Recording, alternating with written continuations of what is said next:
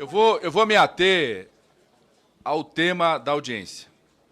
E eu gostaria, em especial, o general Heleno, que também se atenha ao tema da audiência. O senhor veio aqui para dar explicações sobre o fato gravíssimo que ocorreu.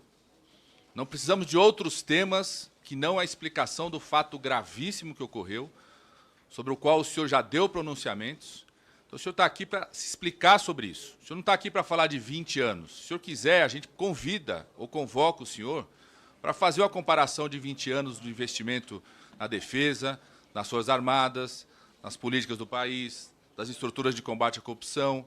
Se o senhor quiser, a gente convida o senhor para vir falar, para o senhor vir falar sobre o contrato do senhor condenado pelo TCU. Então, vou me ater ao tema, porque eu acho que tem uma gravidade inerente ao tema. E essa gravidade tem dois aspectos. Primeiro, o que já foi dito fortemente pelos nossos convidados e pelos parlamentares aqui. A segurança dos tripulantes. Não é pouca coisa 39 quilos de cocaína ser apreendido num avião da estrutura presidencial, como disse o tenente Carlos Amaral, tenente brigadeiro Carlos Amaral.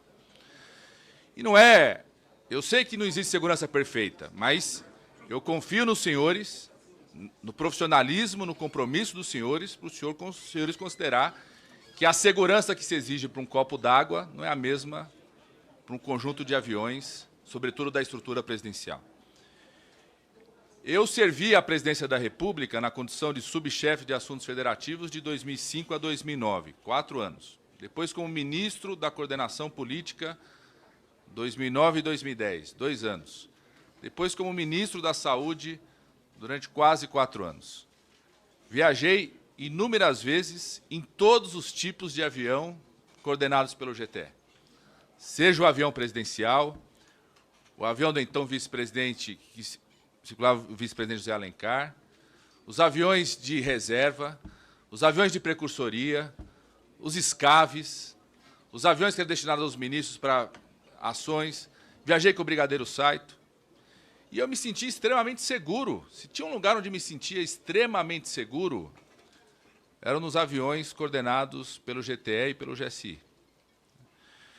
Esse sargento, vamos pegar a história do sargento que foi divulgado, eu gostaria que fosse confirmado ou não. Esse sargento começou a participar de tripulações dos aviões coordenados pelo GSI e GTE, inicialmente, das informações que eu tenho, quando o brigadeiro Saito, depois participou de missões presidenciais com o presidente Temer, e agora continuou participando das viagens. Certamente participou de dezenas de viagens, para dezenas de países. O que aconteceu? Essa comissão, o GSI, o Ministério da Defesa, acredita que nessas dezenas de países tinham falhas nas polícias dos outros países? E só agora a polícia espanhola fez o procedimento correto? Ou nós tínhamos procedimentos mais apurados aqui no Brasil que impediam uma situação como essa? Ou esse sargento se sentiu mais à vontade para cometer algo tão ousado que é um sargento numa aeronave pilotada por tantos oficiais da estrutura presidencial carregar uma bagagem de 40 quilos de coca? O que aconteceu? O GSI, o ministro-general Heleno, contando 80 anos de história do GSI. O que aconteceu para que a gente tenha essa tristeza, essa vergonha, essa sujeira na farda, as expressões, usando as expressões dos senhores, ter acontecido nesse momento? Existe uma contradição aqui. Eu não vou comentar as falas do general Heleno sobre bola de cristal, sobre azar ou sorte, porque eu acho que isso pode ter sido infelicidades do senhor na forma de responder, no momento que respondeu. Mas tem uma expressão que o senhor usou na entrevista que me chama muita atenção. O senhor disse que não tinha efetivo o GSI, está na entrevista da Folha de São Paulo, não tinha efetivo para fazer a averiguação da bagagem do comissário, da comissaria.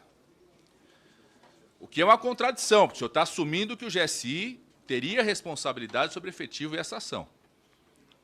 O que foi feito a partir do fato? Qual foi o efetivo solicitado? esse problema havia sido diagnosticado anteriormente? O que foi solicitado a partir de agora?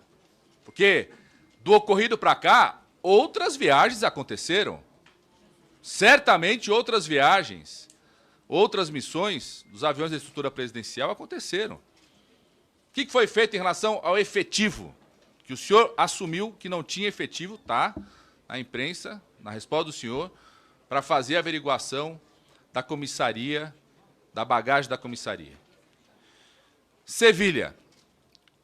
O deputado Arlindo Chinaglia perguntou quantas vezes Sevilha foi ponto de apoio para uma viagem ao presidente Oriente. Eu, na época que fui ministro da Coordenação Política, ministro da Saúde, subchefe de Assuntos Federativos, não me lembro, mas não preciso ter essa memória, em algum momento Sevilha ser a parada. Quantas vezes foram? Segunda pergunta, quem decidiu parar em Sevilha? Foi o tenente brigadeiro que pilotava a aeronave? Tem uma comissão que decidiu esse roteiro?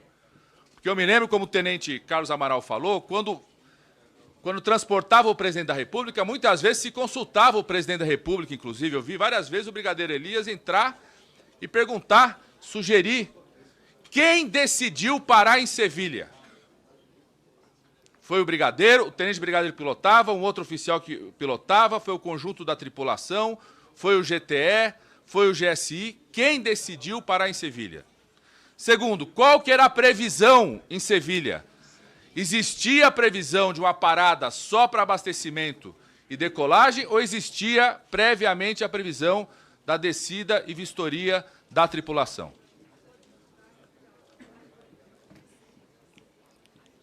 Essa aeronave, porque eu me lembro que algumas das aeronaves de suporte a uma viagem presidencial transportava armas. Essa aeronave, além do inusitado transporte de 39 quilos de cocaína, inicialmente com a versão inicial de que foi transportado pelo sargento, a apuração está em segredo de forma correta para se apurar quem mais pode estar envolvido com isso. Além de transportar 39 quilos de cocaína, essa aeronave transportava armas para algum tipo de suporte à viagem presidencial, ao retorno, à tripulação que seria deslocada para dar apoio ao presidente.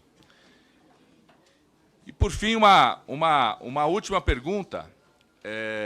Foi dito que teve uma decisão de mudança de rota do avião do presidente da República, presidente Bolsonaro. Foi dito aqui pelos senhores, que foi o próprio general Heleno, que disse que a previsão era pousar em Sevilha, foi deslocado para pousar em Lisboa para abastecimento. Quem tomou essa decisão? Por que tomou essa decisão? Qual o motivo dessa decisão? Aliás, foi dada entrevista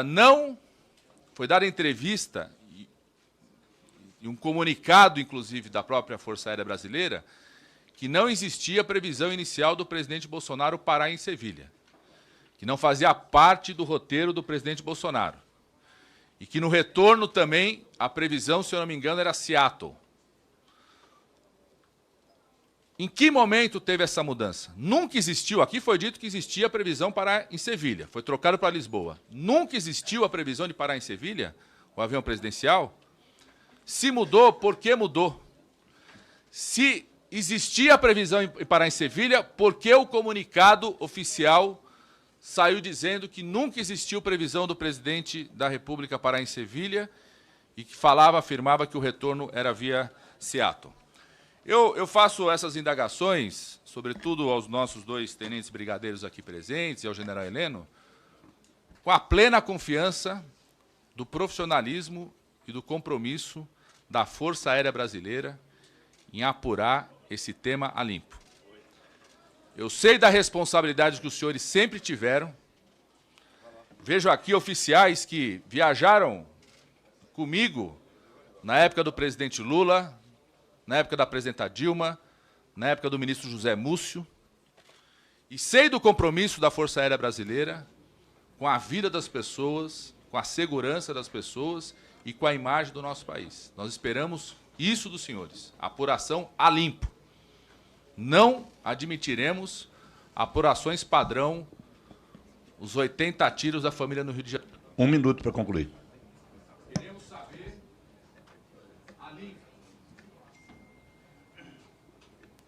Queremos saber a limpo.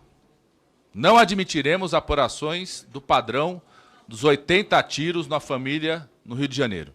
Queremos saber a limpo o que aconteceu e, sobretudo, confiamos nos senhores da Força Aérea Brasileira em relação aos procedimentos que serão tomados para que isso nunca mais aconteça.